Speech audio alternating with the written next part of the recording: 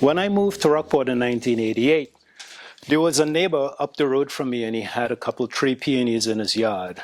And his name was Augustus Nunes, and he lived across from the Department of Public Works. And he had two plants in his yard. And so one day I walked up the road and I passed by one of them, and there was this really beautiful white flower on it. So I asked him what it was, and he told me. And this was, I would say, back in the early 90s. And from that, I just got into it. And so I asked him for a couple catalogs, and he gave them to me. And one was from a place in Vulcan, Michigan, and the other was from a place on Long Island, New York. So I always wanted to try to do something on my own. I was a scientist at the time, working at a company called Biogen in Cambridge, doing work on certain types of cancer and things like that. Very interesting work, but I just wanted to find something that I could do on my own. And so anyway, I ordered some plants, and you're looking at prices of $2.95 for one plant at the time. And then so, as the years are going by, I'm looking at prices going up, but this variety is sold out. So it became a supply-demand situation. I took some economics in college, and I saw supply-demand, and I'm saying, well, if I want to do something like this on my own, I'd like to make some money at it. So a time came when I ordered some plants from a place in Oregon, and it was 5 plants. They came in, and on one of the tags, there was a name, and these plants were around $80 a piece. So they were getting expensive even back in the early to mid 90s. So the name on the plant said Herze, H-E-Z-E. I went inside, typed it in, up comes a place in China, and from where you could stand to the horizon, all you were seeing were tree peonies. So I said, well, I've got to go to China. So what I did, I gave my notice at the job. I got a ticket, and I went to China. This was 1997. So I made a contact. I can't remember exactly how I made this contact, but I made the contact. I flew into Beijing, China, and someone picked me up, put me on a train, and 11 hours later, I get to a town called Herze. And there, I made some contacts. I spent 2 weeks. I went into the fields and I picked out the plants that I wanted. And that fall, this was April, and that fall, I got 1,063 plants. And they came into New York because you've got to go through customs and immigration and fumigation and all those things. And I got them cleared. The next year I went back and I brought in 868 more. So where did I plant all these plants? Because I was living on Main Street at the time with a half an acre, right? So my wife has a sister who lives in Virginia, and her husband was raising some sheep on 8 acres of land. He had like 20 ewes and 3 rams. So finally he moved the sheep out, and I got in with him, and I drove down to Virginia in a truck with all these plants, and it took me 2 weeks to get these things planted out. I was out there before the sun came up, and after the sun went down to make sure I could get as many as I could so I could save them all. So I got them in, and I would drive for 600 miles to Virginia and back, weeding the rows, and that was a chore in itself. The other 868, I met a woman on Apple Street in Essex, and she had some acres over there, and she allowed me to put in the other 868 over there. So it was a back and forth, taking care of this, taking care of that, and just a busy situation. And at the same time, I was selling some, and I had to have some kind of an income in the meantime to take care of bills and things like that, because trying to sell tree peonies is not the easiest thing to people who really don't know about them, So it was talking to people about that they really need to have this plant, It started to work. So anyway, time goes by, and I'm learning more about these plants. So we can talk about the history of these plants, the tree peony. They originated in China and northwestern Asia over the years, and they've been in Chinese gardens for well over 1,500 years. First recordings are around between 600 and 780 by the Tang Dynasty, and they revered these plants. They were just held for royalty and not for commoners. So, but as time went by, the Japanese got involved in that, went to China, brought plants back to Japan, and they rehybridized. Because Chinese tree peonies, you can get a lot of growth that comes up from the ground itself, but many of the flowers tend to hang down or they're inside the plant. So what the Japanese did, they bred those characters out. And what they produced were plants that were more vase-shaped, flowers out to where you can see them. And because of their hybridization, it made it much more difficult to divide a tree peony. You can divide a Chinese tree peony, but it's harder to divide a Japanese tree peony. So then you have to graft in order to propagate those. As time went by, you get into the United States and in Europe in the 40s, specifically in the United States, there was a gentleman, his name was A.P. Saunders, and he was a chemistry professor at Hamilton College. He had an associate, Gatwick, and another friend, Nassos Daphnis, out of New York City. Those three gentlemen are the main people responsible for producing American tree peonies over here. And when you look at the three different groups, the Chinese, the Japanese, and American tree peonies, they have different bloom times. Chinese come first, the Japanese, and then the American varieties. If you know your tree peony, people will say, oh, they don't flower for long. And it's true. If they're in full sun, a plant can open its bloom and be gone in 3 or 4 days. So part shade is much better. So if you have those three different varieties, you can extend your bloom time for a good 5 to 6 weeks in your garden. So it means that you need more than one, right? Okay. So as you go along, you have all these different characteristics with these plants. And so for me, I try to learn as much as I can about them and the grafting techniques and where you can buy them, how to take care of all these, how to take care of them, what's the best locations and these types of things, right? So we could start and say, okay, so you want to get a tree peony. Where are you going to get it? You can go to Corliss Brothers. You can go to, many nurseries have them. But if you go back many years ago, say if you go back to the 80s or the 90s, you wanted to get a tree peony that was very specific with a specific name, like Gesakai or Godaishu or something like that, you can get it. But today, it's not the same. The industry has changed so much where you go to a nursery to buy a plant and it's pink, red, white, maroon, or something like that. And tree peonies, there are so many different varieties. So you have to say to yourself, well, if I want to get something very specific, where do I go? There are a few suppliers, not as many as there used to be. For whatever reasons, I just don't know. But you will find some suppliers that can give you what you want. As I said before, there are just so many different varieties now. So, and I have information as to where you can get some. As far as planting them in your yard, you need to have some good soil. They really like a good soil situation. pH so much in these areas where we live, pH is a pretty neutral, so to say, very slightly acidic because of all the oaks and things like that, but they can tolerate that stuff. Soil preparation, a good loamy soil, very good drainage to plant. They're heavy feeders, just like their cousins, the herbaceous peonies. They require a good 20-20-20 fertilizer situation, lots of it.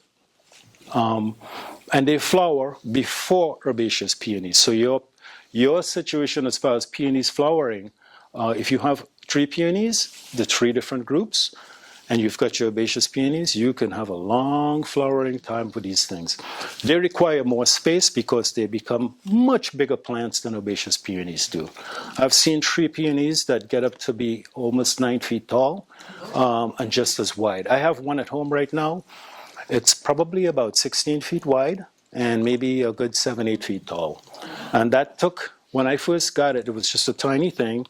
And I would say in 19 or 20 years, that's what I got. And they live a very, very long time.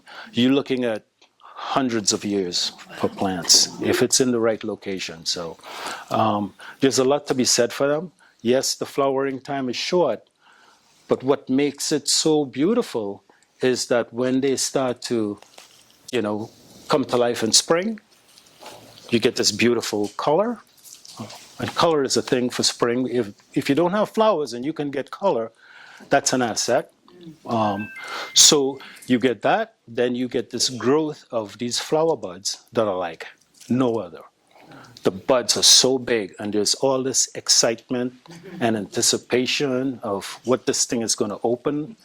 And so that's something you want to take into that feeling of it, because you're not going to have a flower that's going to last like as long as a rose or an orchid or something like that, right? So it's this process that you walk around the garden and you just take it in. And I think for me, that is what kept me so into them for all these years. I've been dealing with them for almost 40 years now, and there was never a time where I could say, I'm tired of these things, or I just want to move on. One of the restrictions is that come May, you've got to stay, because no vacations, no traveling, you're hanging out with your tree peonies, right? So here, I was talking about this bud. It's one thing looking at a picture, but when you've got a garden full of tree peonies, I have close to 150 plants right here in Rockport in the garden. You've got and can you get the lights over there? so with these tree peonies, the names, you have, like with the herbaceous peonies, I think everybody knows Festiva Maxima, or let's say Sarah Bernhardt or Felix Cruz. Those are the herbaceous peonies that came out in the late, I would say 1800s, and they've been around for a long time because they're good in vases and things like that.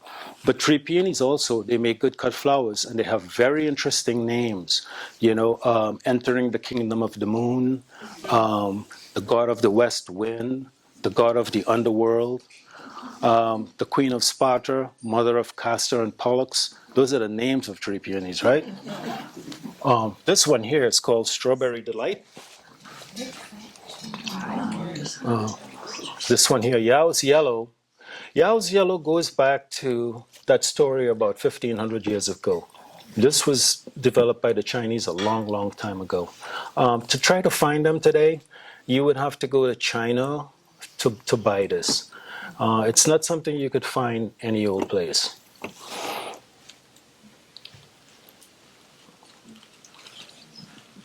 Joanna Gilbert, it's an American variety, highly recommended. Age of Gold. So the American Peony Society, every year they get together and they, probably just like you, and they decide which tree peony is going to win an American Peony Medal.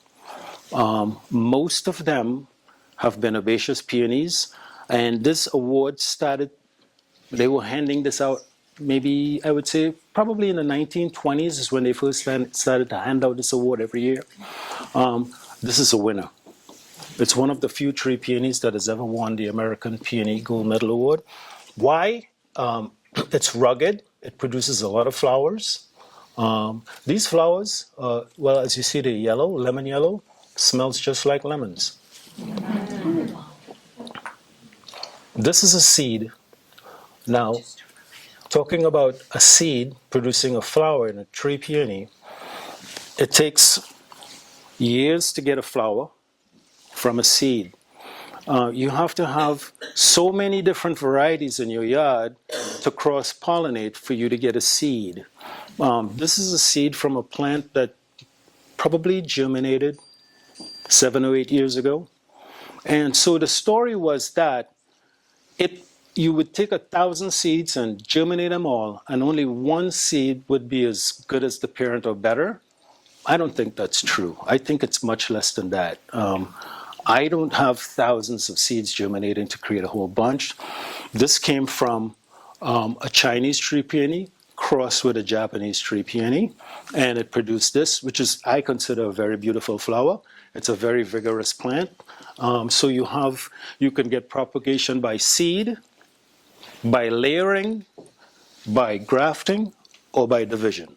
Seed, you're not going to get exactly what you want. Layering takes a long time, and not all of them are going to be successful with layering. You can take the branch and pin it down to the ground, and 5, 6, 7, 8 years later, it still hasn't put out a root. So nothing's happening. The other choices you have is by division. So Chinese divide readily. American varieties divide readily, and I do have some examples of that.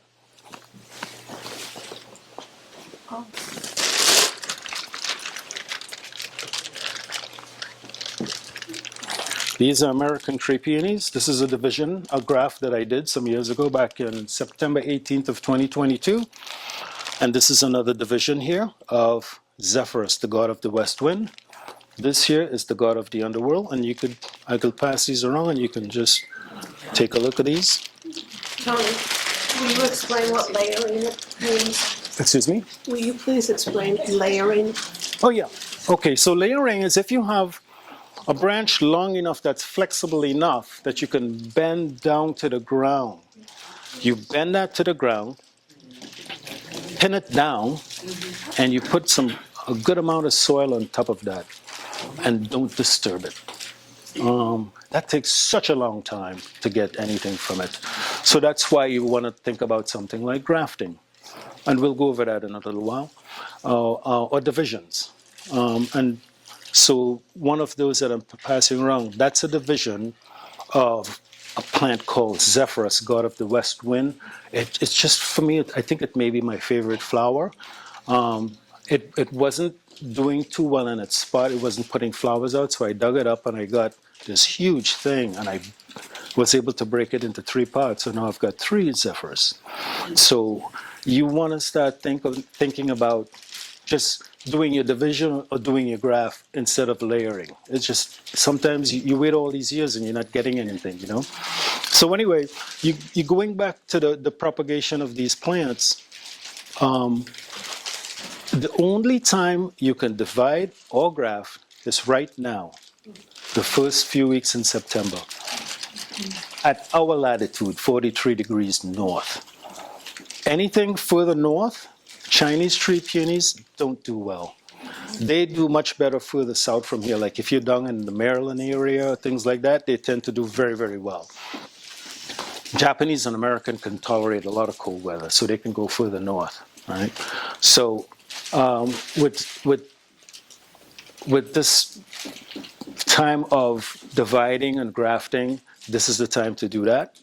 And if you want to do it, you make sure you have your bed area ready for that. Say in the springtime, you get that spot, you add your fertilizer, make sure you have some good soil in there, and you want a nice sunny location that will, so once you do your graft and you plant them in there, the temperature is just right for the knitting process to take place. I have some slides, but they're way down on the list as far as the grafting, but we'll get to that. I just want to show you the different varieties of what you can get. Hakushin, it's Japanese. Most of these plants are flowering in May, month of May. Rosy white clouds.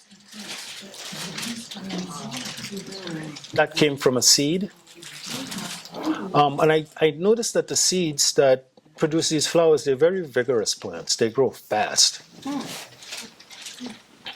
This one here, that's Way's family purple, goes back to that 1,500 years ago. Doesn't get very big, stays pretty low to the ground. So again, if you want to say, oh, well, I don't have much space and I want to stay small, there are varieties that will give you that small situation. You want something that picks up a lot of space. You have varieties that will do that too. And if you're really interested in, getting into these things and you want to get something for a small space, you can check me out and I'll give you the information for that. Golden Isles comes late in the season. American.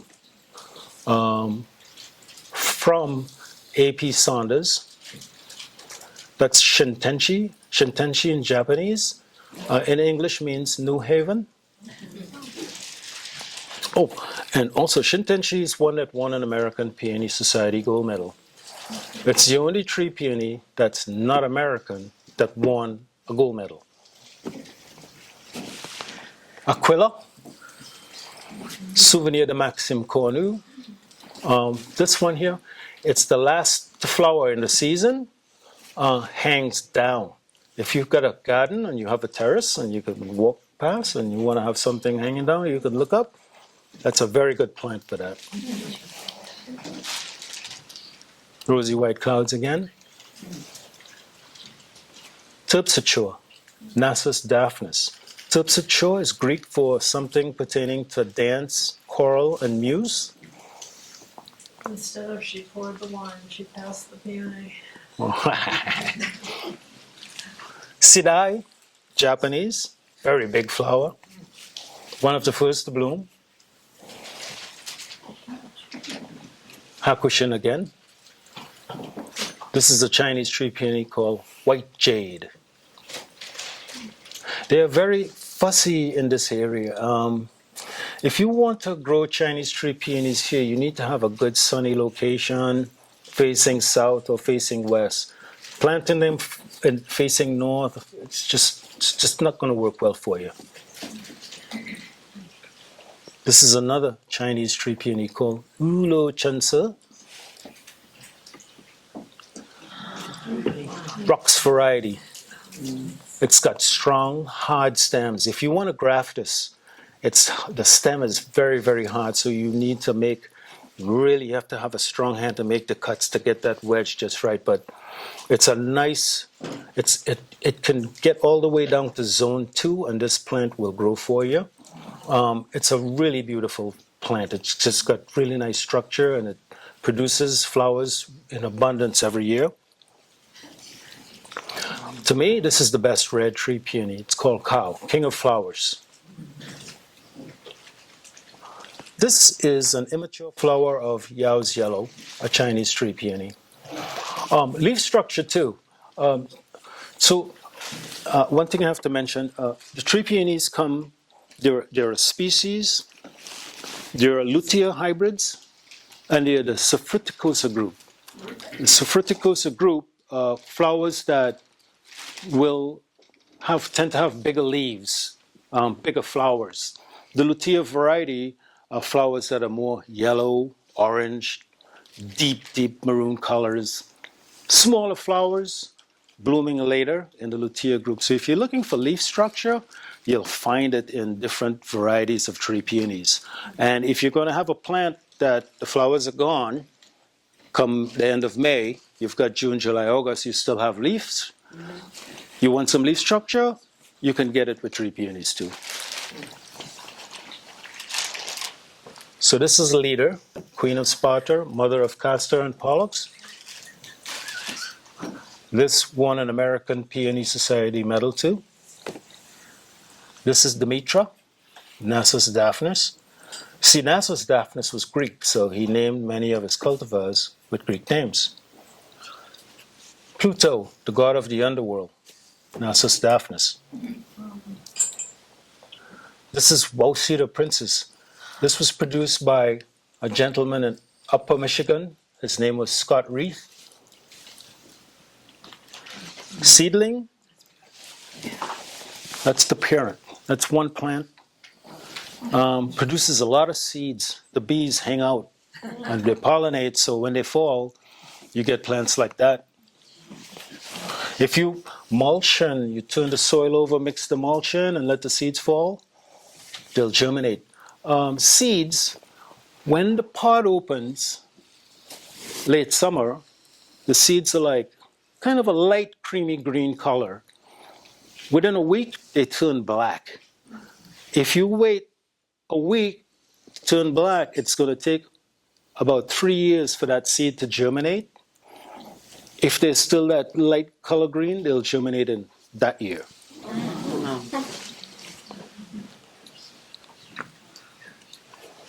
Go ahead. Joanna Gilbert. It's just a little single called Kokuryu Nishiki. Gleaming Rainbow, it's a Chinese tree peony.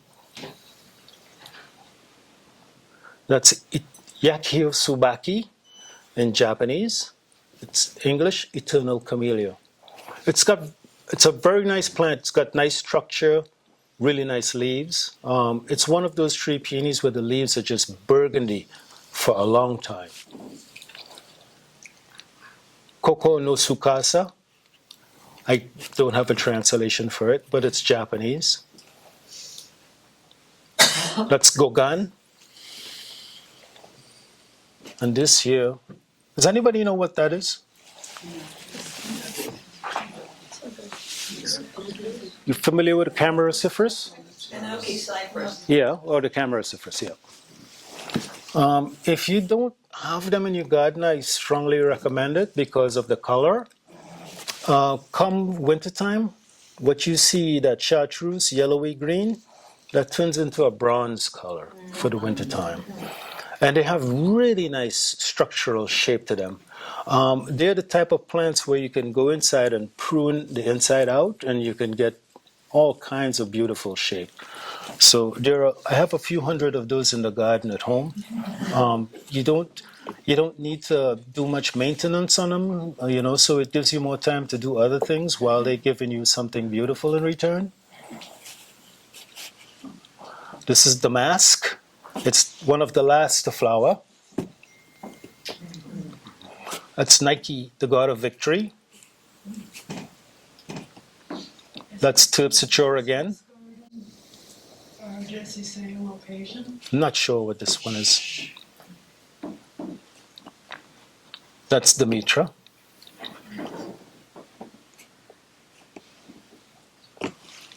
Beachcomber.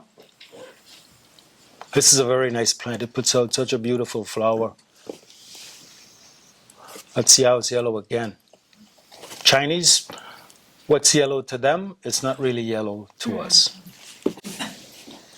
That's a seedling. And these flowers are probably 10 inches across. That's the wisteria of Kamara Fuji. That's the true color. Pluto. Goes well with Japanese maples.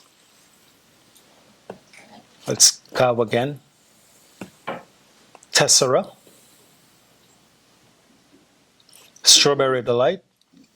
And what I'm showing you is just a few of what I have at home. This is Jiao Rong Sanbian, which means 3 colors. Hephaestus. I believe Hephaestus is the god of fire. This one won an American Peony Society medal. I think this is the latest to win that medal. This is Leader again. This is Yatsuka Jishi. And Yatsuka Jishi, Zephyrus, and some of the tree peonies don't come through to the same color every year. I don't know if it's the winter or temperatures or water conditions or what. Whereas some, that's what it's always going to be. So they change. Some years this is very crinkly and wrinkled, and some years it's a little smoother. This is a crumply, wrinkly year. High Noon, vigorous plant, will get very big. I believe it's another one that won a medal. This is Zephyrus, the god of the west wind. I think it's my favorite flower. Strawberry Delight,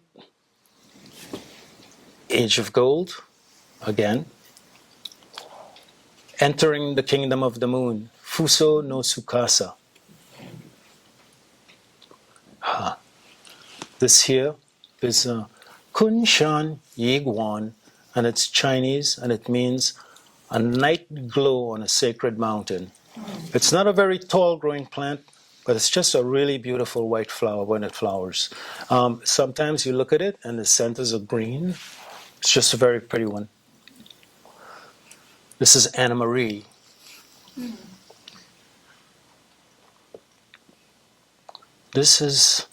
It's a Chinese tree peony, and I have no idea of the name. But it stays low and it puts out, it's a very nice plant. It has nice leaves, nice shape, nice wooden structure. And to me, it's just a beautiful flower too. Zephyrus, Koko no Tsukasa, Shimano Fuji, very big flower. Nike again. This here is Yan Long Zhi, which translates into purple smoked velvet. Doesn't get very big, but it's just a very nice plant. Again, if you have it in the sun, the flowers won't last long. So you want to give it a little partial shade or something from whatever you want to do. Some people, there's a nursery in Connecticut, Thomaston, Connecticut. They have umbrellas over their plants. In China and in Japan, they tend to do the same thing. The Japanese, they make these wooden umbrellas, and they just have that type of discipline with them in Japan. And they just, if you're going to cover something so beautiful, you want to have something that looks really nice covering it. Part of the backyard. So here, this is the Mitra. So I grafted this some time back. I can't remember how long, but it may have been in 2017. So when you graft and you plant, you need to plant at a certain depth in order to have a tree peony producing its own roots. When you go to the nursery and you buy tree peonies in pots, it's the opposite of a rose. When you buy a rose, you want to keep that union above ground. Are you familiar with that? Because if you plant it underneath, you're getting back the old rootstock, right? Well, the tree peony is the opposite. When you do the graft, right here, you could see a difference in color. That's when the graft took place and the knitting process took place. That dark color to the left, that's herbaceous. The light color to the right is all tree peony, right? So when you do the graft, you look at the union where they join, and you want to plant that 5 to 6 inches below the surface of the ground, right?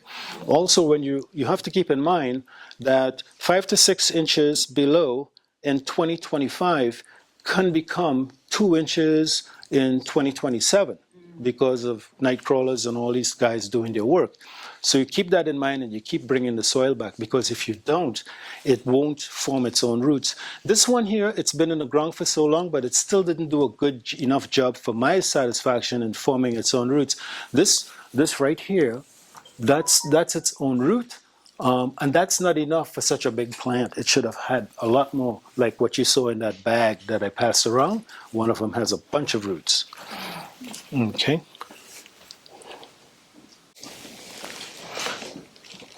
This is it. You have just a blown up shot of that color difference, the mark. And if you notice, this is an herbaceous peony root. That's a tree peony root. They look different. You can use a tree peony root to graft, but it's very difficult because the roots are hard and they're much narrower. The herbaceous peony roots is what you use to do your grafts. And what I use is a herbaceous peony called Scarlet O'Hara. You could use some of the old-time herbaceous peonies like Felix Cruz and Festiva Maxima to do it too, but I haven't tried those. Now here, diseases that affect tree peonies and herbaceous peonies also. This knot.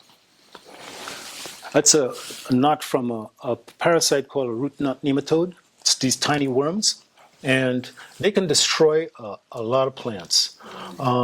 So people who ship you plants It doesn't matter if it's a big nursery or a neighbor up the street or something. There's always a chance that you're gonna have that. It's just become a common thing now. So if you dig up a plant and you have it, you just cut that off and get rid of it. Don't throw it down in the backyard or something. This is the whole plant of which the piece that is passing around came from. And this is Zephyrus. So I dug it up, and lo and behold, it's this massive thing. And it's got a whole root system in there. And this piece was probably maybe this big around, and that's the herbaceous part.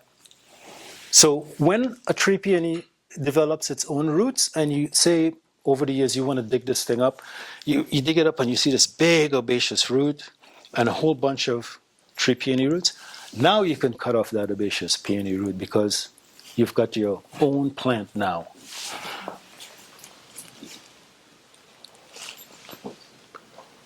That one root system created these three pieces.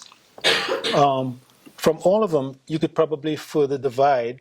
But if you divide and you have something that's too small, well, it's going to take a very long time for it to get to a point where it's going to flower for you. So minimize the size of your divisions, and you're going to get something that's going to regain its structure and its flowering production faster. That's just one of the pieces that I blew up, and you can see the new growth. Right there, I'm pointing that knife to that fat part because that's a good spot to make a cut to create two. So for grafting, this is the tree peony part that you want to graft. You cut it, now it's called a scion, S-C-I-O-N, and you want to take a piece that's about 3 inches. That's your primary. Now, on some of these stems, you may not have a primary because there may have been a flower on that spot. You can get a secondary somewhere here or here, like that's a little secondary. If you didn't have a primary, you can just cut off that top where the flower was, and you can use the secondary in your graft. The wider the distance between nodes gives you a better opportunity for graft, because sometimes you make your cut and you made a mistake. Now you're running out of area to cut. So the longer that node is, the better opportunity you have in case you make a mistake. But some varieties, the nodes are tiny. Like in Hakushin, for example, your opportunity is very, very small. And some of these plants, they're so hard to come by, you're trying to produce more and more. Like me, if you want to have a whole world of them, you want to keep doing this stuff. So you want to, you get to the point, if you want to graft, you can get to the point where you can do it easier and easier, you know? Because I haven't done any for 2 years, and I did grafts yesterday, and it only took me maybe 1 or 2 tries, and I got it down. And I recommend that if you want to, learn about this, I think it's an interesting thing to propagate your own plants. If you take, say, you do 20 grafts, and you get 1 to take, you're successful. I'm just showing where you make the cut right there in the node. And this is the understock. This is a big root system of Scarlet O'Hara. And so in this whole jumble here, you're looking for root pieces that look like these things. About 3/4 of an inch to 1 inch, 1.25 inches, 1.5 inches is the size you want to use.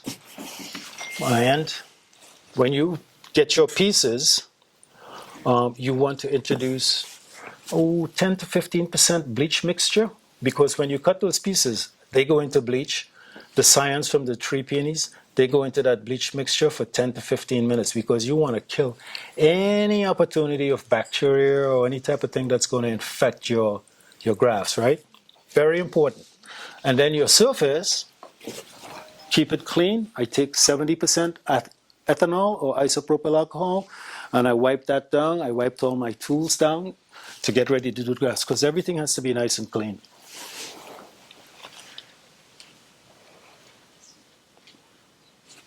Okay, so those are my science. There's my alcohol.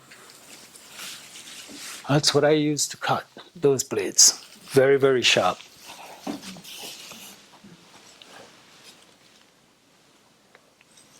That's a splice graph at an angle. So the base should line up with that base. This layer here must touch that. If it doesn't, it's not going to work. Those are the things that make up the difference in percentages of success and failure, right there. Tony, did you say graphing happens now? Now, Okay. and When you say now, does that mean you leave it outside over the winter? no, the grafts? Yeah. No, the grafts get planted as soon as you can. So let's suppose you do the grafts. I can go to, you see these grafts right here? I did those yesterday. If you can't plant them today, tomorrow, or say this coming Saturday, just put them in the refrigerator, down in your crisper section, and they will hold good for you. Put them in a plastic bag so they don't give up their moisture, right? But now is the time to dig up, divide, graft tree peonies, and also herbaceous peonies. This is the time to dig up your herbaceous peonies and divide them. And with herbaceous peonies, when you do your divisions, you always want to have a minimum of 3 to 5 eyes per crown. So, I force that in so they can meet. This here, in terminology for grafting tree peonies, it's called a church window. And so you want to show a little church window. This is a wedge graft. This is the first one I've ever done. It's very easy, just splice down. It's more difficult to do the angle graft, but that's the method I've always used, and it's worked for me. So if this works, well, I'll start using this method, because it's very easy. Just make a boom and right in there, right? And then, so what you do now, once you get them to meet, you take a rubber band and it's got to be really tight to hold it in, and then you use this parafilm tape to wrap everything. All of this has to be covered. No moisture can get in there, no dirt or anything like that, right? And there's what you have wrapped up.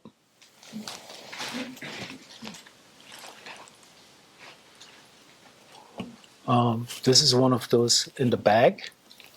That was done in September 18th of 2022. And as you see, it has its own roots. And I may have a video where the graft union is right around here to the surface.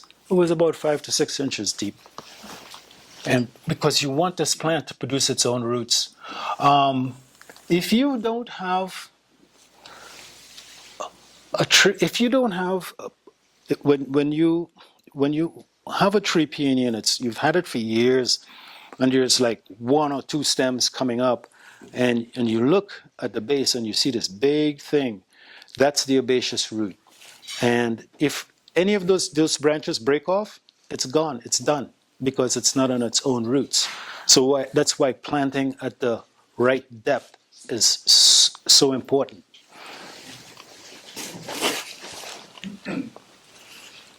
Yeah, so that's the graph. That's the rubber band, the remnants of it from, 3 years ago. Next week will be 3 years, right? There's your parafilm left over.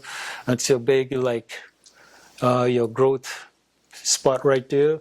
That's your tree, and this is your herbaceous.